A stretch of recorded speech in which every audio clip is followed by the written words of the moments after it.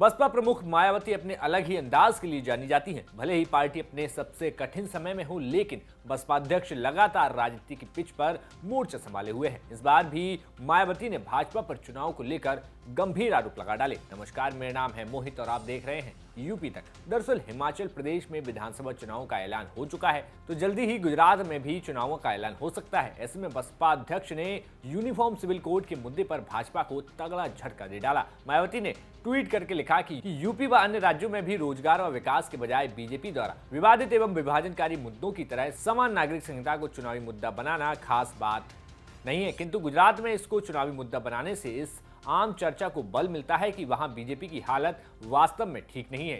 इसी के साथ मायावती ने आगे लिखा कि केंद्र ने अभी हाल ही में स्वयं माननीय सुप्रीम कोर्ट में कहा कि यूनिफॉर्म सिविल कोड के मामले पर कोई निर्णय अभी न लिया जाए, क्योंकि इसे वह 22वें लॉ कमीशन को सौंपेगी। तो फिर गुजरात विधानसभा में ऐसा क्या होने जा रहा है कि जिससे बीजेपी विचलित है या झुक रही है? लेकिन आखिर यूनिफॉर्म सिविल कोड है क्या और क्यों इस मुद्दे पर राजनीतिक घमासान मचा हुआ है, वो आप अब जान लीजिए। तो यूनिफॉर्म सिविल कोड का सीधा सा मतलब है सभी नागरिकों के लिए समान कानून, फिर चाहे वो किसी भी धर्म का हो या जाति का हो। इससे सभी धर्म के लोग समान रूप से प्रभावित होंगे।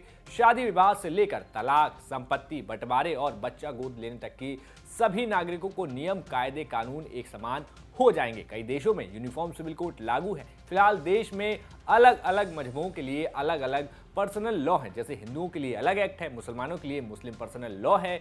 तो वहीं यूनिफॉर्म सिविल कोड लागू होने के बाद अब हर धर्म के लिए एक जैसा कानून बन जाएगा। लेकिन इस मुद्दे को राजनीतिक पार्टियां क्यों रोटी सेकने के लिए लाती हैं, अब आप वो भी जान लीजिए। यूनिफॉर्म सिविल कोड लागू हो जाने के बाद सभी धर्म एक समान हो जाएंगे, तो आप समझ ही गए होंगे। तो वहीं इस मुद्दे पर मुस्लिम लोगों की राय ये है कि सभी धर्मों पर ये एक तरह से हिंदू कानून को लागू करने की तरह है। तो वहीं आपत्ति ये भी है कि अगर सबके समान कानून कर दिया गया तो उनके अधिकारों का हनन होगा। फिलहाल मुस्लिम पर्सनल लॉ के मुताबिक मुस्लिमों को 3 शादियां करने का अधिकार है, तो वहीं तलाक देने के लिए भी एक अलग सिस्टम है। लेकिन यूनिफॉर्म सिविल कोड लागू होने के बाद सभी को एक समान कानून का पालन करना पड़ेगा। तो ऐसे में चुनाव के बीच में इस मुद्दे को लाना राजनीति को नई हवा दे सकता है। बसपा प्रमुख लगातार मुस्लिम वोटों को वापस साधने में जुटी हुई है, तो वहीं भाजपा भी कहीं ना कहीं यूनिफॉर्म सिविल कोड के मुद्दे को चुनावों में भुनाने की कोशिश कर सकती है। ऐसे में अब देखना होगा कि इस मुद्दे पर कोई सार्थक कदम सामने आता है या फिर